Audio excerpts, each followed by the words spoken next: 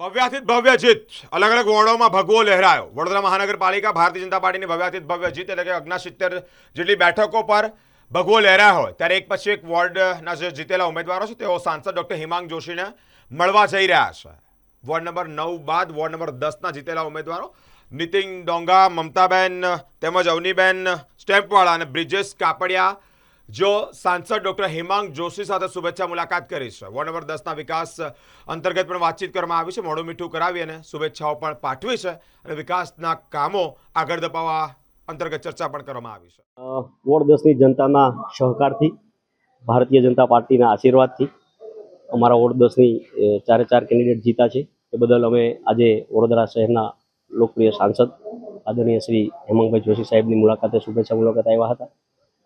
ખૂબ આનંદ થયો સાહેબને મળીને પણ, અને સાહેબે જે આ કૃતિ અમને આપી છે એ પણ અને નીચે લખ્યું છે તુમ રક્ષક તો કાહું કો ડરના, તો એને પણ અમે બિરદાવીએ છીએ।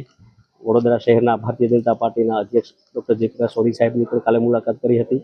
ગઈકાલે અમારા કોટાના ધારાસભ્યો શ્રી ચેતનભાઈ દેસાઈ સાહેબની પણ મુલાકાત કરી હતી અને આજે અમે સાંસદ શ્રી હેમાંગભાઈ જોશી સાહેબની પણ મુલાકાત કરી। સ્થાનિક સ્વરાજ્યની ચૂંટણીમાં વડોદરા મહાનગર અને સમગ્ર ગુજરાતમાં ભારતીય જનતા પાર્ટીની વિકાસની વિચારધારાનો જે જ્વલંત વિજય થયો છે, ત્યારે આજે તમામ વોર્ડના વિજેતા ઉમેદવારોને મળવાનો સિલસિલો યથાવત છે।